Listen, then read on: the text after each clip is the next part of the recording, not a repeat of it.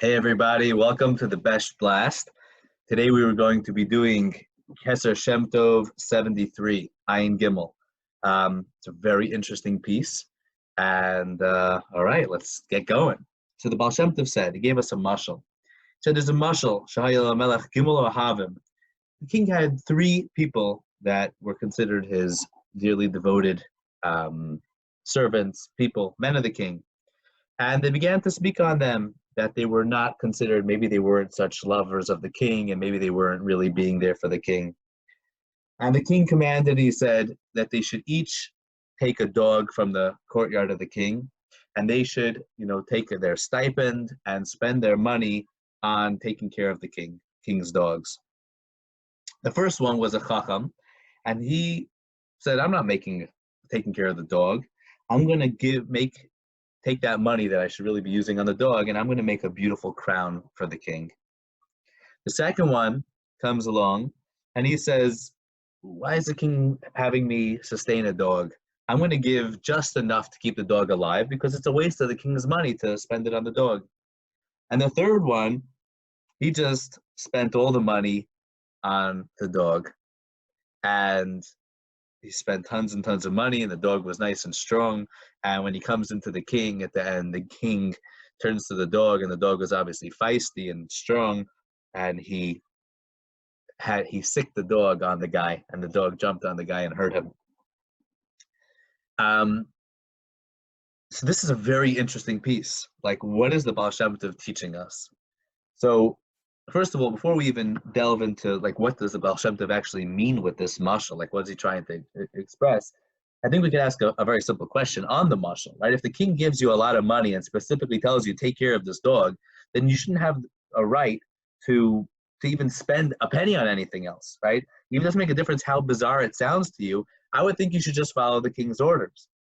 And seemingly over here, there's three levels, right? The first one makes a crown for the king, and the second one doesn't feed the dog, and the third one does feed the dog, and he's wrong. So I think the explanation is kind of simple. The king wasn't giving them a new stipend. They were already ohavim. They were ohave hamelech.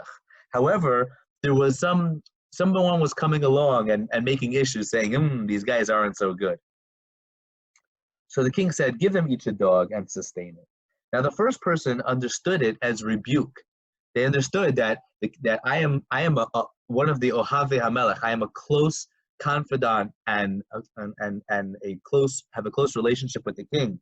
And clearly, the fact that he's giving me a dog of his to take care of is rebuke enough. And he realized, wow, it must mean that my actions are not showing my reflection. So let me make a proper effort and show the king in my actions. And therefore, he took all of his money and focused solely on making a crown for the king, on showing that his actions are reflective of the deep relationship that they have. The second one also understood the rebuke, and he understood that the dog was not the purpose. So therefore, he only sustained it as much as he needed. And he therefore, minimized it. He didn't make a crown, but he just minimized the money. The third guy missed the point entirely. It was never about the dog. It was never about sustaining the dog. It was about showing the relationship with the king and taking care of the dog well. Yeah, that might have been, on one hand, a nice thing to do, but you missed the point. So there's in the Sefer Heichal HaBracha, he brings down this mashal from the Baal Shem Tov, and he says, you know what this mashal really is referring to? It's referring to us. There's tzaddikim, there's beinonim, and there's rishaim. And when we came down to this world, so the Yetzer Hara comes along and says, look, these guys, they're not really your special people. They're not really your lovers.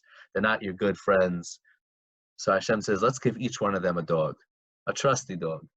And each one of us gets a nefesh of Bahamas, a physical body, physical sensations, emotions, thoughts.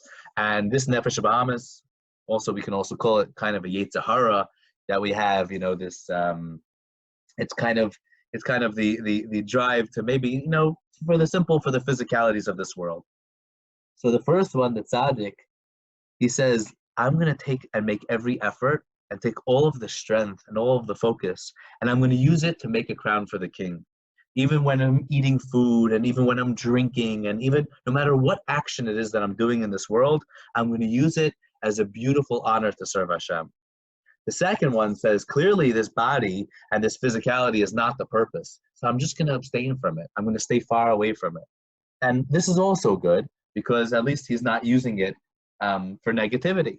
But the third one, he says, well, if I have a body and if I have a physicality, I must sustain it. I must feed it. I must work with it.